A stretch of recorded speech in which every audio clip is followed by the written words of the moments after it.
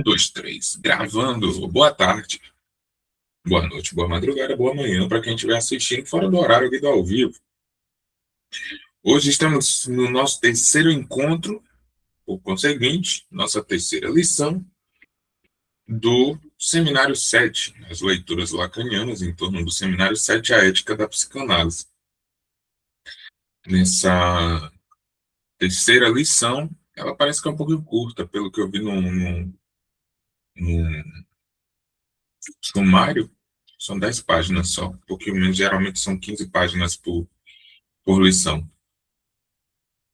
É, lembrando, né, que no meu site, www.augustoluiz.com.br/estudos, e se quiser ir mais adiante ainda no link /leituras lacanianas, os encontros eles estão ficando disponíveis, né, o link lá do vídeo no YouTube, né, que é para quem está assistindo depois aqui no YouTube, não visitou ainda o site, no site eu tenho disponibilizado um infográfico e um mapa mental e também uma espécie de podcast, né? Aqueles resumos de áudio. Lembrando, eu estou fazendo essa compilação através, né, da plataforma do Notebook LM, que é vinculado ao Gemini, a Google. É uma plataforma interessante de estudo, de produção por IA, porque ela trabalha com o que a gente alimenta ali o notebook, né, o caderno de estudos, digamos assim. Então, eu tenho solicitado que no seminário 7 é, é, demarque ali os conceitos principais trabalhados na lição, as referências indicadas, né, então os textos, os autores, os pensadores, enfim, que o Lacan está citando na lição. Isso ajuda um pouco a nós, dá um pouquinho de desespero, assim, né, quando a gente cataloga, assim, de fato, e aparece lá Freud, aí para aquela lição, aí tem que ler Mal-Estar na Civilização, ler Totem e Tabu, são textos grandes, né? Então, revisitar esses textos, para quem já leu, também acaba demandando um certo trabalho, então assusta num primeiro momento, mas serve como uma construção de estudo, né? A proposta agora das leituras lacanianas é um pouquinho diferente das leituras freudianas e das leituras paralelas, que eu também tenho disponibilizado aqui no YouTube, né, e tenho disponibilizado aqui nos encontros ao vivo, que são mais espaços propriamente de leitura. Então, as leituras freudianas, eu vou lá e leio Freud. Claro, tecendo alguns comentários críticos em torno, né, da fundamentação, né, na teoria lacaniana. Então, verificar o processo de retorno a Freud, que o Lacan menciona, e identificar ali a distinção, né? E o próprio retorno de religar, né? De religamento novamente ao à invenção, né? A descoberta freudiana. Nas leituras paralelas, ela também vai servir como uma crítica e como um paralelismo mesmo de estudo, né? Hoje, na quarta-feira mais cedo, a gente concluiu a leitura do livro, Como Ler Lacan, e estou em vias de decidir se a próxima leitura será Ética Nicômaco, para termos aqui uma leitura filosófica, né, em torno daquilo que Lacan está trabalhando nesse seminário 7, ou se vamos para a leitura de Saussure, né, da teoria de linguística. Estou a decidir, provavelmente até a próxima semana eu decido. As leituras filosóficas seriam uma proposta também que eu queria colocar como espaço de estudo, contudo, eu estou sem horário de agenda agora para colocar mais uma leitura. Mas eu tinha a intenção de passar por esses textos importantes da construção psicanalítica, né? Aí, os clássicos, né? Ética Nicômaco, que fundamenta muito da discussão de Lacan em torno do Seminário 7, o Banquete de Platão, que fundamenta muito a discussão em torno do Seminário 8, né? Da transferência. Então, são textos para além depois, né, dos textos de Hegel, de Kierkegaard, de Sartre, Heidegger, enfim, né, Kant, e vários textos filosóficos que vão aparecer aí do nosso estudo de psicanálise. Então, as leituras filosóficas também é uma proposta que eu pretendo trazer, mas que no momento ainda não estou com logística, né, de agenda para poder propor essa segunda leitura. Quem sabe a partir de julho, né, a gente consiga ter julho ou agosto, tem algumas atividades que vão ser concluídas, trabalho de cartel que vai ser concluído, enfim, a gente de repente consegue colocar na agenda essa leitura. Se continuar nessa perspectiva, as leituras paralelas provavelmente seguirão pelo texto de Saussure, que vai ser um texto denso, difícil, que é um texto de linguística, é um texto que Lacan vai subverter, que Lacan não vai seguir a regra, né? Aquilo que está posto no texto do Lacan vai subverter aquilo. Então, vai demandar um certo trabalho de estudá-lo nessa perspectiva. Mas, enfim, tem lá à disposição no site, né, esse recurso. Por fim, depois da produção do infográfico e do mapa mental, eu faço uma solicitação para a IA transformar, né, para gerar um resumo em áudio. E claro, né, gente, a gente vai utilizar a IA, mas tem que ter a capacidade mínima de estar verificando ali que a IA pode cometer erros, então, de entender como é o próprio processo de funcionamento, né, da IA, para saber onde que ela está errando. E entender o erro ali, tipo, errou nesse ponto aqui, por que que ela errou nesse ponto? Né? E a partir disso, produzir, né, a sua compreensão toda daquilo, mas, claro, a gente usufrui desses recursos que estão aí, porque são recursos excelentes, né?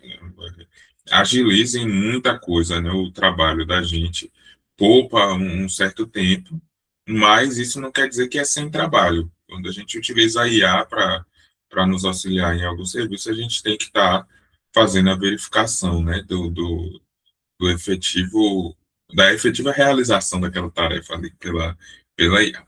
Mas vamos ao nosso estudo de hoje, né, a lição 3, né, do seminário 7, uma releitura do Entwurf. Entwurf, o projeto, né, o projeto enquanto aquele texto de Freud, um projeto para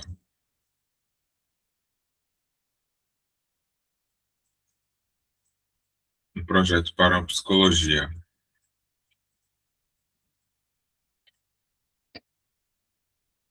Uma ética, não uma psicologia. Como a realidade se constitui uma topologia da subjetividade. Deparei-me em meu caminho com certos pontos da obra de Freud, e vocês viram da última vez como fui levado a recorrer de maneira especial a essa obra curiosamente situada, que é o Entwurf, né, Entwurf, o projeto. Vocês conhecem as ressalvas que se pode ter em relação à correspondência com Fliess. Não é uma obra, o texto que temos não é completo, mas é seguramente uma coisa muito preciosa, especialmente os trabalhos anexos, entre os quais o projeto tem um lugar eminente. O projeto é extremamente revelador de uma espécie de embasamento da reflexão freudiana. Seu evidente parentesco com todas as formulações de sua experiência, que em seguida Freud foi levado a produzir, torna-o verdadeiramente precioso. O que eu disse sobre ele da última vez articulava suficientemente o ângulo pelo qual ele se insere em meu assunto deste ano. Contrariamente ao que é admitido, acredito que a posição entre o princípio do prazer e o princípio de realidade, a do processo primário e do processo secundário,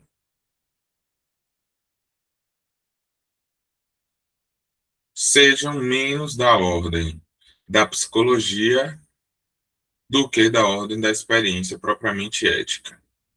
Houve em Freud a percepção da dimensão própria em que a ação humana se desenrola, e não se deve ver apenas na aparência de um ideal de reducionismo mecanista, que aparece no projeto a compensação, a contrapartida da descoberta freudiana dos fatos da neurose, que é, desde o princípio, percebida na dimensão ética em que efetivamente se situa.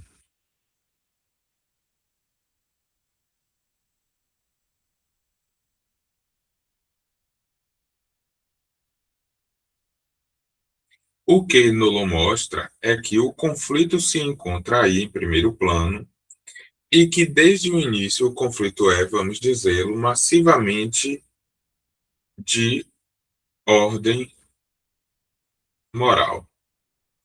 Isso não é assim tão novo. Todos os fabricantes de éticas lidaram com o mesmo problema. É justamente por isso que é interessante fazer história ou a genealogia da moral. Nietzsche? Não no sentido de Nietzsche, não, mas como sucessão das éticas, ou seja, da reflexão teórica sobre a experiência da moral. Damos-nos conta, então, da significação central dos problemas, tal como são colocados desde a origem e tal como são mantidos com uma certa constância. Porque, afinal, foi preciso que os éticos voltassem sempre ao problema enigmático da relação do prazer com o bem final, naquilo que dirige a ação humana enquanto moral. Por que sempre voltar a esse mesmo tema do prazer?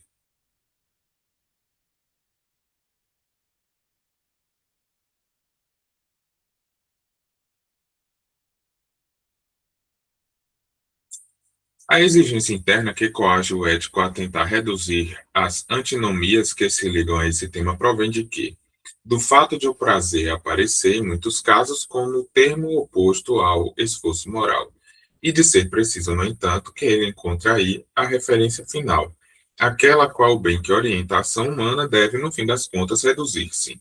Eis um exemplo, não é o único, dessa espécie de nó que é proposto da solução do problema. Ele é instrutivo por mostrar-nos a constância com a qual o problema do conflito se coloca no interior de toda elaboração moral.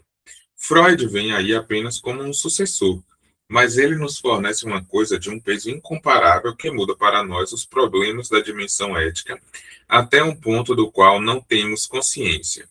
É por isso que precisamos de referências, e já fiz alusão a algumas daquelas que deveremos ter este ano. É preciso escolhê-las bem, pois não colocaremos em primeiro plano todos os autores que falaram da moral.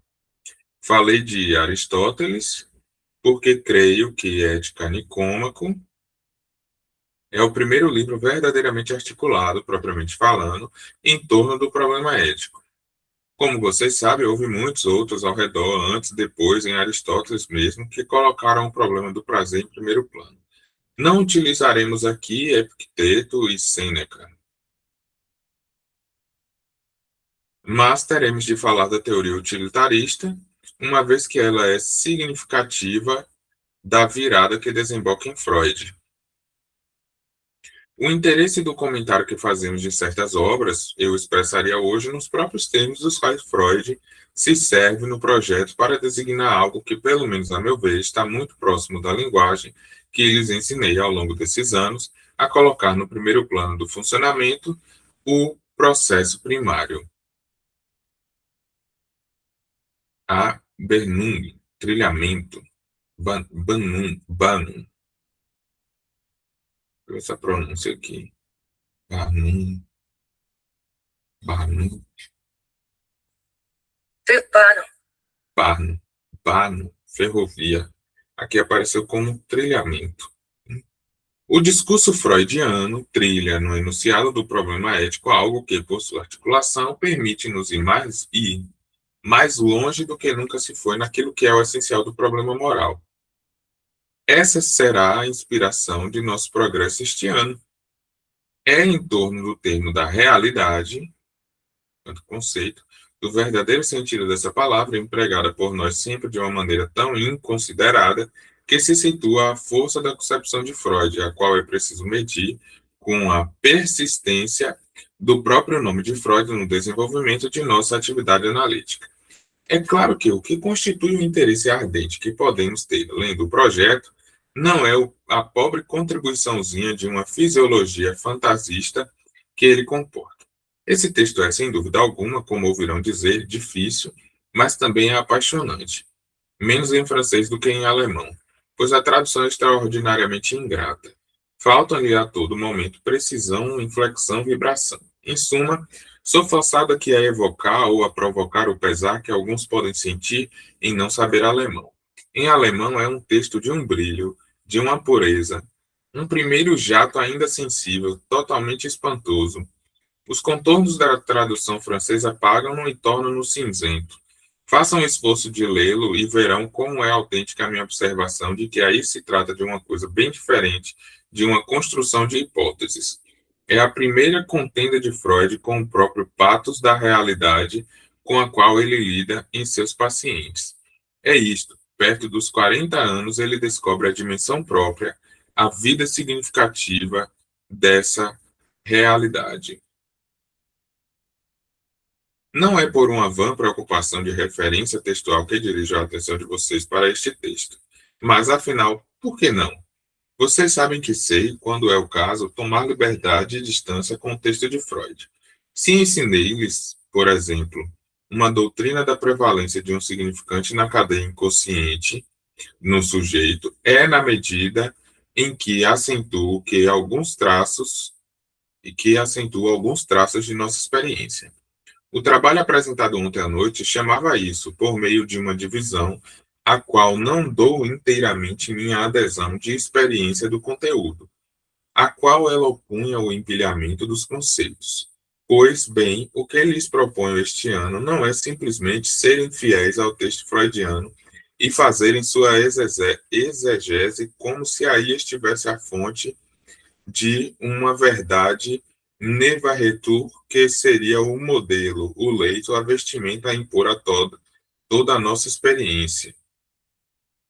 Aqueles que chamamos freudo-lacanianos têm essa tendência, né, de ler o texto de Freud como se fosse a fonte de uma verdade absoluta, né, que precisasse ser descoberta. O que vamos fazer? Vamos buscar o desenvolvimento dos conceitos em Freud, o projeto.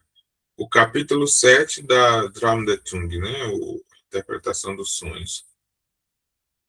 A primeira vez que publica a oposição processo primário, processo secundário, e a maneira pela qual ele concebe as relações do consciente, do pré-consciente e do inconsciente.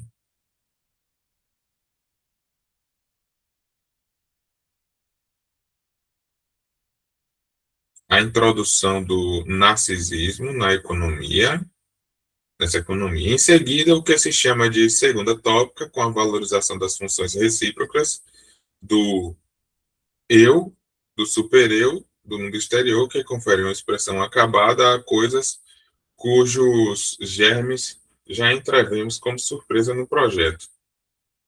Enfim, os textos ulteriores sempre centrados no mesmo tema, como a realidade se constitui para o homem. Ou seja, o artigo de 1925 sobre a Vernernum, que temos de rever, o mal-estar na civilização, mal-estar da posição do homem no mundo. O termo em alemão é Kultur, e teremos, talvez, de tentar cingir exatamente seu alcance na escrita de Freud, para que nunca acolhe os conceitos de maneira neutra, banal. Para ele, o conceito tem sempre uma importância verdadeiramente assumida. Pois bem, se aproximamos de tão perto, este ano, a evolução da metapsicologia freudiana é porque podemos aí encontrar o rastro de uma elaboração que reflete o pensamento ético. Essa se encontra no centro do nosso trabalho, quaisquer que sejam as dificuldades das quais teremos. Talvez, se tomar consciência, e é ela quem mantém coeso todo esse mundo que a comunidade analítica representa, dispersão, que frequentemente dá a impressão de espalhamento de uma intuição fundamental que é, para cada um, retomada sobre um de seus aspectos. Se sempre voltamos a Freud, é porque ele partiu de uma intuição inicial central que é de ordem ética. Acredito ser essencial valorizá-la para compreender nossa experiência, para animá-la, para não nos extraviarmos, para não a deixarmos se degradar. É por isso que este ano ataquei esse assunto. Tem um ponto interessante aqui nesse início, né? É que ele começou com aquele ponto ali do. É isso que discutimos ontem à noite. É, isso se repete em uma lição que eu estava estudando ontem do seminário 5 para o Atividades da Comunidade, que ele começava a lição também do mesmo jeito, falando de algo que foi discutido na noite anterior. E isso como, eu não sei exatamente se foi um momento em um texto publicado, em alguma situação, né? Vamos pensar aí que Lacan fazia parte de uma instituição psicanalítica, além de ter essa proposta do ensino dele, ele frequentava outros espaços também de transmissão de ensino de psicanálise, e isso aparece, né, vez ou outra nos seminários. Cito destaque aqui para esse ponto. Então, fica assim, ele menciona o estudo da noite anterior, então ele está conversando com aqueles que estão ali, que provavelmente também estavam na noite anterior, né? E nisso dá uma construção em torno de uma produção, assim, né, de compreensão, de saber da psicanálise, na medida em que essas pessoas estão frequentemente reunidas. E é uma outra dimensão a gente pegar acesso a um recorte, né, desses momentos. Então, nós estamos acessando aqui apenas aquilo que foi publicado do seminário, que foi transcrito e que foi publicado como livro. E os textos, né, os escritos, eventualmente publicados aí por Lacan, né, os escritos, dos escritos propriamente, dos outros escritos, e alguns escritos que aparecem aí nas revistas, né, que sempre tinha, né, as publicações desses encontros. Por exemplo, eu tenho feito um trabalho de organização em torno do Seminário 27, né, que seria aquele seminário que não foi publicado, porque não é considerado como seminário. Muitos dos encontros que seriam do seminário de Lacan, eles foram publicados na revista Ornica, né, que foi a revista lá da escola, né, de Lacan, que, enfim, ele e o Millet organizaram lá essa revista e faziam algumas publicações. Então, as reuniões do seminário, que seria o seminário 27, né, o ano 27, elas não estão publicadas como seminário, mas elas foram publicadas nessa revista. Um outro ponto que é interessante, principalmente nesse capítulo, e que acaba sendo aqui uma certa repetição. Na terceira lição, as três lições, Lacan está insistindo para que a gente leia, né? Ética Nicômaco de Aristóteles e Mal-Estar na Civilização ou Mal-Estar na Cultura de Freud. Ele está insistindo nisso, nessas três lições. E especificamente nessa aqui, fica claro esse convite que Lacan faz a voltarmos a Freud, né, e o porquê que ele sempre nos convida a voltar a Freud. Um ponto interessante é que esse seminário 7 foi um dos primeiros seminários a serem publicados no Brasil. Quando a gente olha as versões dos seminários da Zaha, as versões publicadas no Brasil, o seminário 7 foi um dos primeiros a ser traduzido, né, e ser publicado. Ele bem antigo mesmo, assim, 82, 78, uma coisa assim, não lembro exatamente a data agora, né? Mas é um dos primeiros. E o quanto isso permeou o ensino de Lacan, ou seja, aqui no Brasil, daqueles que se dizem, né, lacanianos, principalmente os mais antigos, e como a maneira tanto de praticar quanto de transmitir a psicanálise é aquilo que a gente chama de freudo-lacaniano, por causa da leitura que se fez, né, desse seminário 7 como um dos primeiros seminários acessíveis em português, e considerar que teria sido esse o convite que Lacan teria feito a voltar, né, a Freud o tempo todo. Mas continuando a leitura. Na última vez, tive o prazer de obter um eco, uma espécie de resposta. Duas pessoas dentre vocês que estão fazendo para outros fins a elaboração de um vocabulário e talvez por interesse pessoal a releitura do projeto, vieram depois do meu seminário dizer-me a satisfação que puderam ter pela maneira que dele lhes falei, e que justificava um pouco para eles o interesse dessa leitura. Será que ele está falando daquele. Ah, aqui mesmo, já vi o nome aqui, ó, Laplanche. Da mesma forma, não tive dificuldade alguma em lembrar-me, por ser para mim uma preocupação lancinante, que este seminário é um seminário, e que conviria que não fosse apenas o significante de seminário que mantivesse o direito a essa denominação. É por isso que pedi a um deles que viesse dizer as reflexões que lhes foram inspiradas pela maneira com a qual eu levei a atualidade deste seminário a esse texto. Vocês vão ouvir Jean Bertrand, Lefebvre Pontales, mas todos os dois, Jean Laplanche, igualmente, estão particularmente neste momento a par deste projeto, qual, como notava há pouco Valabrega, é preciso verdadeiramente ter presente na memória para dele se poder falar de forma válida. Será isto bem verdadeiro?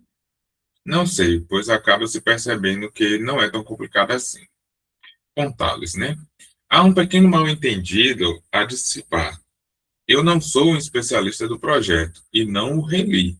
Estou lendo.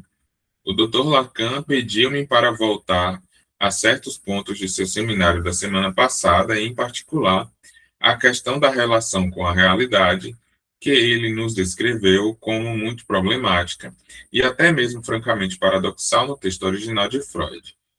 Segue-se a comunicação do senhor Lefebvre-Pontalves. Aqui,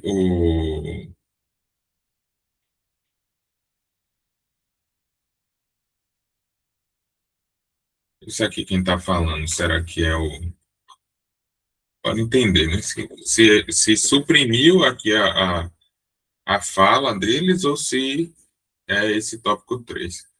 Agradeço-lhe pelo que o senhor fez hoje, que nos permitirá talvez inaugurar este ano uma expansão que, embora me forneça alguma folga, algumas pausas, terá uma utilidade bem diferente. Aqui parece que é uma fala de Lacan, então a fala de Pontalhas aqui parece que foi suprimida.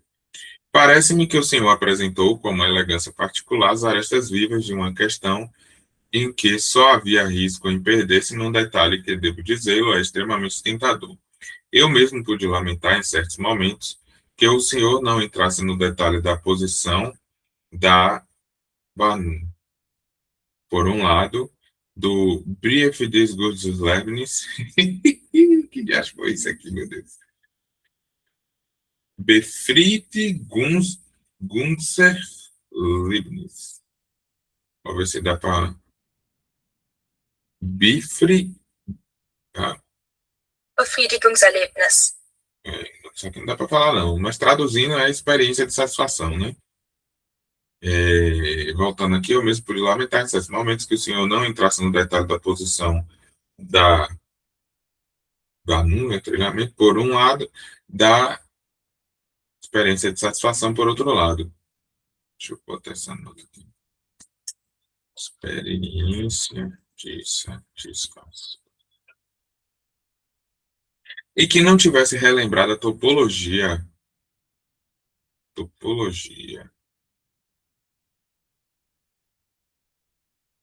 que o sistema se supõe, né?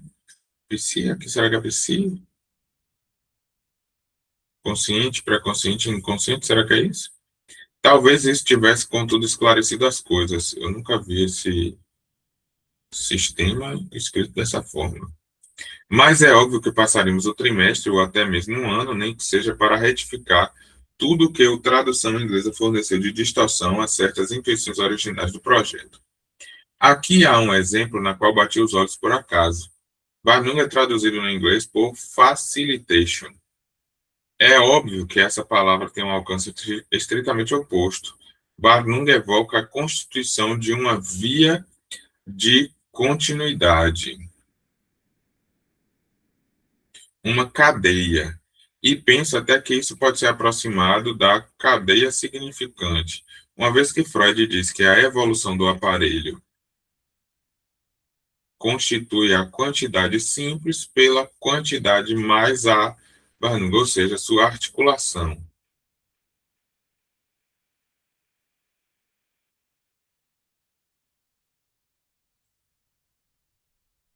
A tradução em inglês deixa a coisa escorregar completamente. A tradução francesa foi feita a partir do texto em inglês, de maneira que seus erros foram multiplicados, e há verdadeiramente casos em que seu texto é absolutamente ininteligível, comparado a um texto simples em alemão. Acredito que o senhor, entretanto, tenha ressaltado os pontos para os quais dirigir-se-á a continuação de nossas palestras, as quais nos levarão de volta à relação entre o princípio de realidade e o princípio de prazer. O senhor mostrou bem o paradoxo dizendo que o princípio do prazer não é suscetível de inscrição alguma numa referência biológica. Mas, afinal, meu Deus, o mistério não é tão grande assim se observarmos que esse estado de fato é suportado pelo fato de que a experiência de satisfação do sujeito é inteiramente suspensa ao outro. Aquele que Freud designa como uma belíssima expressão que o senhor não frisou. É uma lástima. O Nebemesh.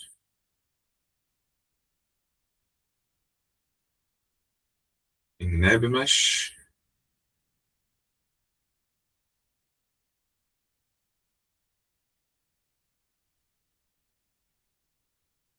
ao lado do homem. Terei a ocasião de fazer. Deixa eu pesquisar aqui junto para ver se aparece do mesmo jeito também. Pessoa secundária. Quando aparece junto, assim, traduziu por essa expressão, pessoa secundária. Teria a ocasião de fazer-lhes algumas citações para mostrar que é por intermédio dessa pessoa secundária, como sujeito falante, que tudo o que se refere aos processos de pensamento pode tomar forma na subjetividade do sujeito. Eis aqui o outro. Rogo-lhe que o senhor se refira à dupla coluna que edifiquei perante vocês da última vez com sua dupla de decussação. Esse esquema, que nos servirá até o fim de nossa exposição, permite-nos conceber a função do prazer e a da realidade numa relação que precisamos sempre vincular mais intimamente. Se o senhor a desconcebe de outra forma, chegará ao paradoxo que o senhor talvez tenha acentuado um pouco demais hoje, ou seja, que não há nenhuma razão plausível para que a realidade se faça ouvir e chegue, no fim das contas, a prevalecer. A experiência nos mostra isso de forma demasiadamente superabundante para a espécie humana, que até nova ordem não está em vias de extinção. A perspectiva é exatamente oposta. O prazer não se articula na economia humana, senão numa relação com esse ponto, certamente deixado vazio, enigmático, mas que apresenta uma certa relação com o que é para o homem a realidade. E é por aí que chegamos a aproximar cada vez mais de perto essa intuição, essa percepção da realidade que anima todo o desenvolvimento do pensamento freudiano. Freud estabelece que o sistema se deve sempre reter um certo nível de quantidade,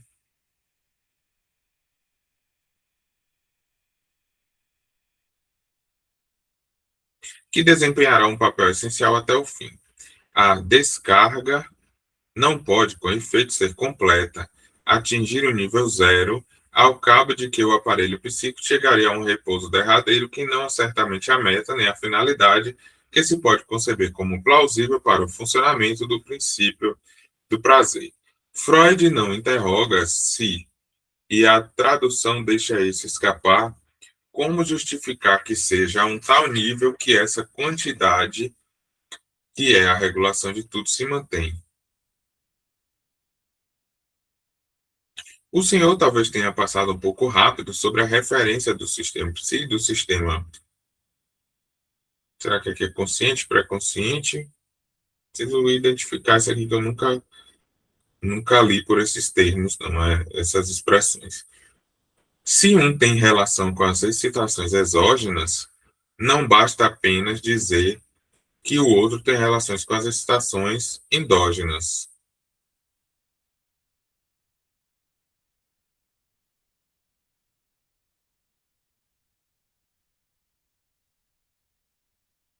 Há uma parte importante do sistema que se constitui justamente a partir do fato de que há quantidades que brutas que vêm do mundo exterior são transformadas em quantidades que nada tem de comparável com as que caracterizam o sistema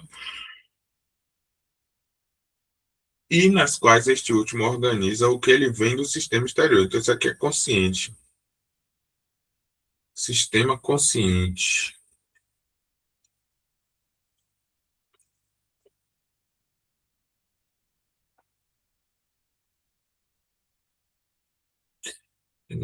E isto de uma maneira muito claramente expressa por Freud, provavelmente no mesmo sentido que a elaboração de Fechner. Trata-se da transformação do que é quantidade pura e simples em complicação. Freud utiliza o mesmo termo latino, complicationes. Temos, portanto, o esquema seguinte: aqui o sistema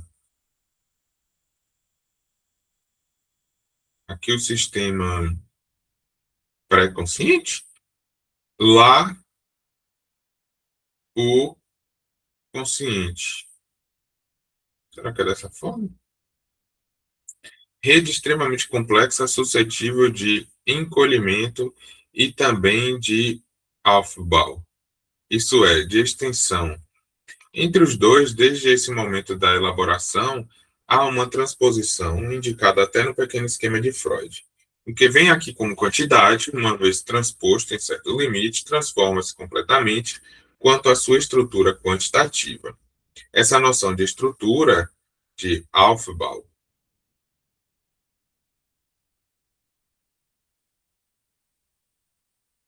é dada por Freud como essencial.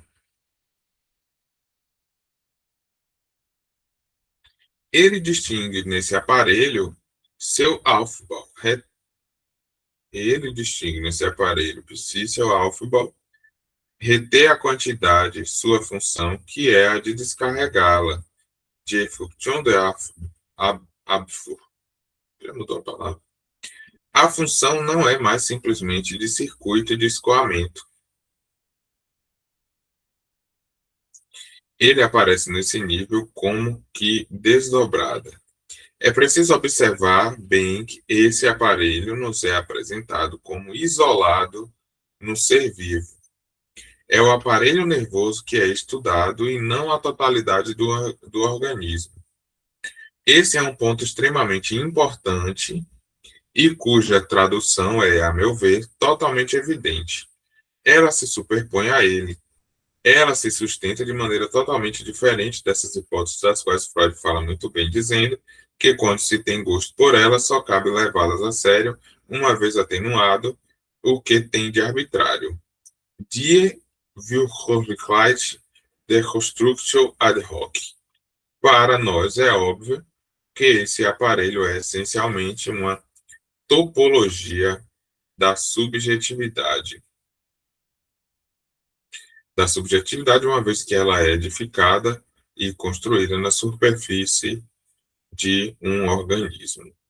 Há também no sistema psi uma parte importante que Freud distingue da parte chamada núcleo, o spinal neurone, que estes estão abertos a uma excitação endógena, aquela do lado da qual não há aparelho transformando as quantidades.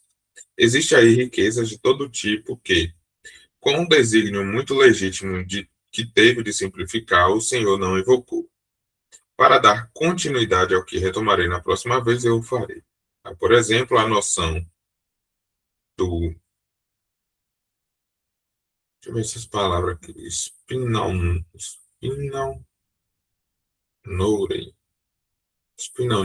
neurônios espinhais.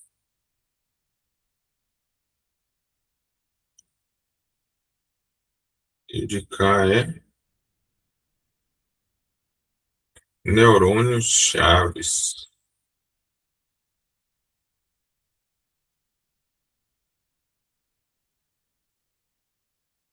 Há, por exemplo, a noção dos neurônios chaves que desempenham uma certa função em relação à parte do psi que é voltada para o endógeno e que dele recebe as quantidades. Os neurônios chaves são um modo particular de descarga que se produz no interior do sistema e sim, mas paradoxalmente essa descarga não tem por função senão aumentar ainda mais a carga.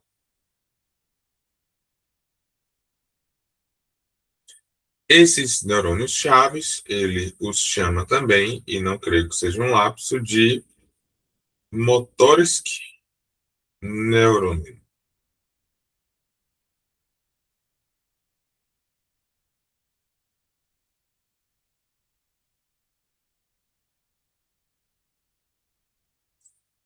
Neurônios motores. Esse foi sem surpresa, né? Eles provocam excitações que se produzem no interior do sistema. Uma série de movimentos que aumentam ainda mais a tensão e encontra-se, por conseguinte, no princípio das neuroses atuais. Problema que foi por demais negligenciado, mas que permanece para nós do mais alto interesse. Deixemos isso de lado, o importante é que tudo o que ocorre aqui apresenta o paradoxo de estar no próprio lugar onde reina o princípio da articulação pelo trilhamento, né? O lugar também onde se produz todo o fenômeno alucinatório da percepção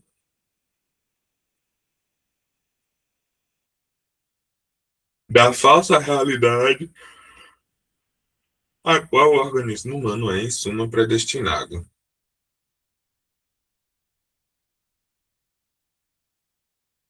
É nesse mesmo lugar que se formam, de uma maneira inconsciente, os processos orientados e denominados pela realidade, uma vez que se trata de o sujeito reencontrar o caminho da satisfação. Nessa ocasião, a satisfação não poderá ser confundida com o princípio do prazer. Isso é algo que, muito curiosamente, desponta no final da terceira parte do texto. O Senhor não pôde fazer para nós todo o percurso desse texto tão rico. Quando Freud traça o esboço daquilo que pode representar o funcionamento normal do aparelho, ele fala não de reação específica, mas de ação específica, como o correspondente da satisfação. Há um grande sistema por trás dessa specific action, em cada palavra de contar.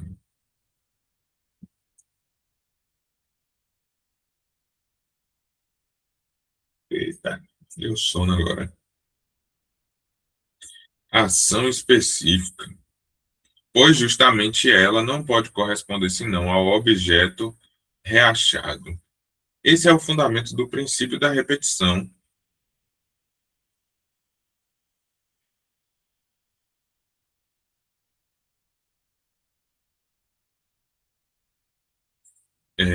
Esse é o fundamento do princípio da repetição em Freud e teremos de voltar a ele. A essa ação específica, né, faltará sempre alguma coisa. Nisto, ela não se distingue do que ocorre no momento em que a reação motora se produz, pois ela é efetivamente reação, ato puro, descarga de uma ação. Há aqui todo um trecho extenso que terei a oportunidade de retomar e de extrair o sumo para vocês. Não há comentário mais vivo dessa margem tão inerente à experiência humana, dessa distância que se manifesta no homem entre a articulação do anseio e o que ocorre quando o seu desejo toma o caminho de realizar-se.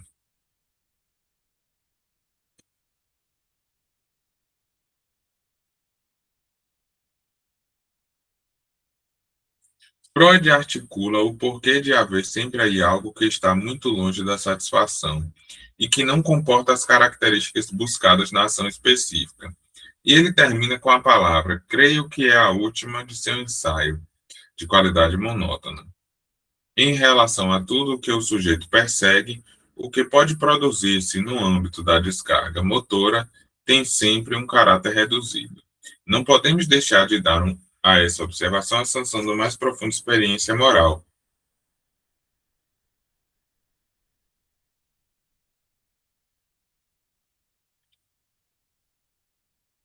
Para hoje, concluir nesse ponto, dirigirei o pensamento de vocês para a analogia que existe entre, de um lado, a busca de uma qualidade arcaica, diria quase regressiva, de prazer indefinível, que anima toda a tendência inconsciente, e do outro lado, o que pode haver nisso de realizável e de satisfatório, no sentido mais completo, no sentido moral como tal. Isso, indo mais longe do que uma analogia, chega até a alcançar uma profundidade que talvez até hoje nunca tenha sido articulada como tal. 2 de dezembro de 1959. É, uma lição curta, né, como eu falei no começo da leitura, só um instante.